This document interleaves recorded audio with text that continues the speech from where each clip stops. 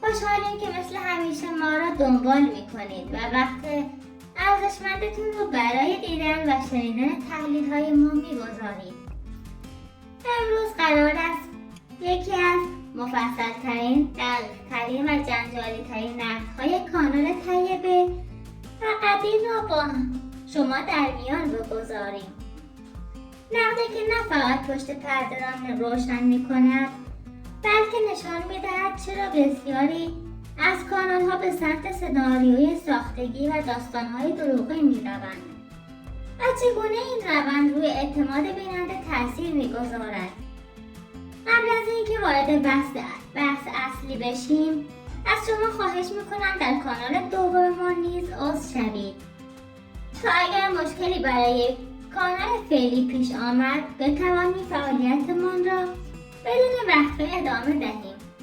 این کار باعث میشه هیچ وقت ارتباط ما با شما قطع نشود و همیشه بتونیم تحلیل‌ها و افشاگری‌های جدید را با هم منتشر کنیم.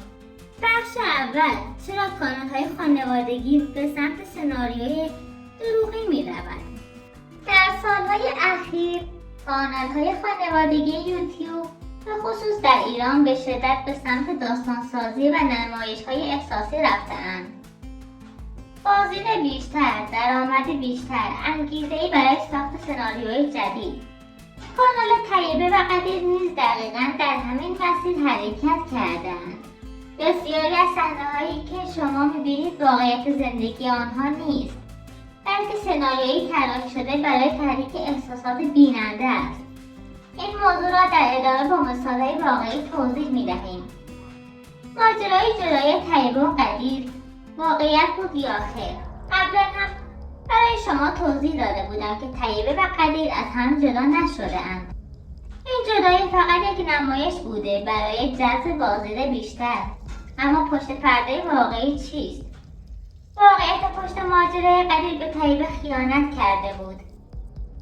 این موضوع باعث شد طیبه دچار بحران روحی شدید شود و حتی دست به خودکشی بزند.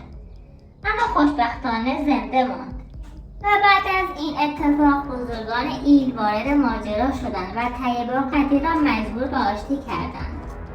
طیبه فقط به خاطر فرزندانش حاضر شد زندگی را ادامه دهد، نه به خاطر علاقه. این بخش از زندگی آنها واقعی است، اما چیزی که در کانال نشان می‌دهند کاملا متفاوت است. نقش قدیر در کانال. اپراتور اصلی بیشتر کارهای کانال طیبه و قدیر انجام می‌دهد. فیلمبرداری، تدوین، مدیریت محتوا، ارتباط با یوتیوب، تنظیمات ادسنس، همه بر عهده قدیر است. اما زیرنویس کانال به عهده فرد دیگری است که آن فرد هم یکی از اقوام خودشان است و ماهانه بالای 30 میلیون به آن فرد می‌دهند. طیبه فقط جلوی دوربین ظاهر می‌شود و نقش بازی می‌کند. این یعنی اگر مشکلی برای کانال پیش بیاید، قدیر اولین کسی است که تحت فشار قرار می‌گیرد. توقف ناگهانی آپولو. چرا طیبه 6 روز هیچ فیلمی منتشر نکرده؟ آخرین فیلم طیبه مربوط به 6 روز گذشته است. این توقف ناگهانی بی‌دلیل نیست. کانال طیبه به دلیل اتصال به ادسنس آلوده دچار مشکل شده و درآمدش غیرفعال شده است. این همان اشتباهی است که بسیاری از کانال‌ها مرتکب شده‌اند. وقتی کانال به ادسنس آلوده متصل باشد، امنیت پایینه، احتمال بسته شدن درآمد، احتمال تعلیق کانال، کارمزد کمتر 15 الی 18% و ریسک بسیار بالا. قدیر این موضوع را دیر فهمیده و حالا کانال چندین ساله آنها در خطر است. دعوای شدید طیبه و قدیر بعد از غیرفعال شدن درآمد. بعد از اینکه درآمد کانال غیرفعال شد، قدیر تصور کرد که به خاطر حضور کودکان در ویدیو این اتفاق افتاده و شروع کرد به دعوا کردن با طیبه. طیبه که خودش از قبل تحت فشار روحی بود ناراحت شد و با عصبانیت با قدیر درگیر شد و در نهایت به خانه پدرش رفت و مدتی قهر کرد. در حال حاضر قدیر با دو مشکل بزرگ روبرو است. غیر فعال شدن درآمد کانال و قطع کردن طیبه. این یعنی از نظر مالی تحت فشار است و هم از نظر خانوادگی. طیبه و قدیر چه چیزی را مخفی می‌کنند؟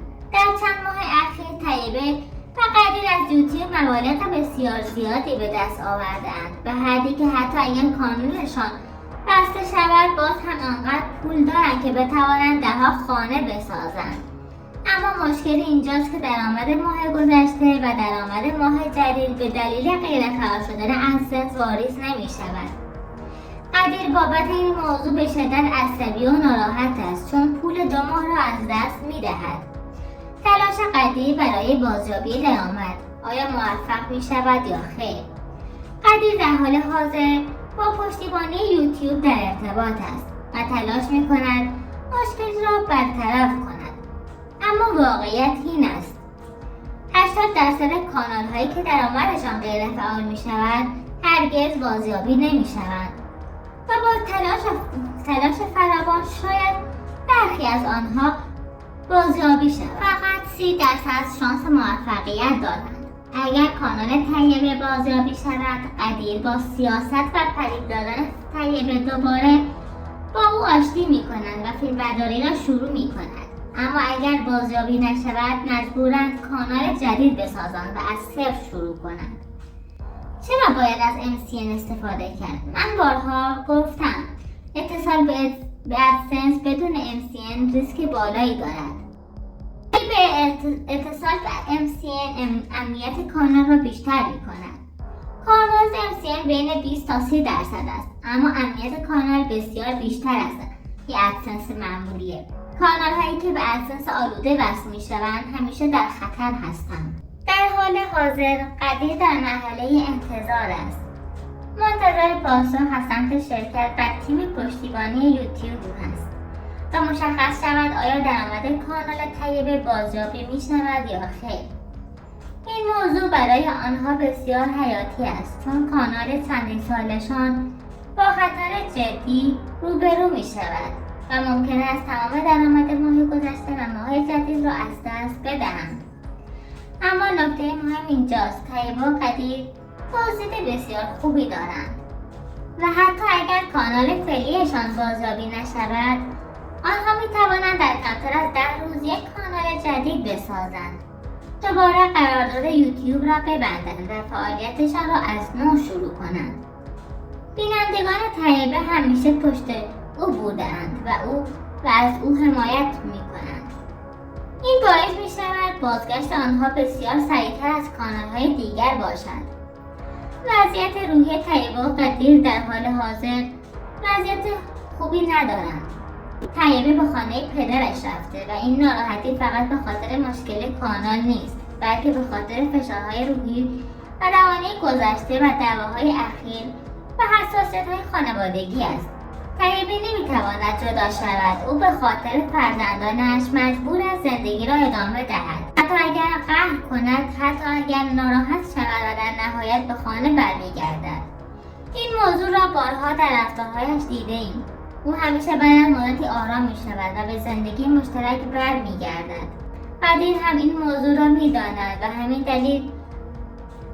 دلیل قبلا فعلا تمرکز اصلیش را روی بازیابی درآمد کانال گذاشته است، چون اگر درآمد برگردد هم مشکل مالی حل می شود، هم شرایط روحی طیبه بهتر می شود و احتمال آشتی کردن سریع خواهد بود.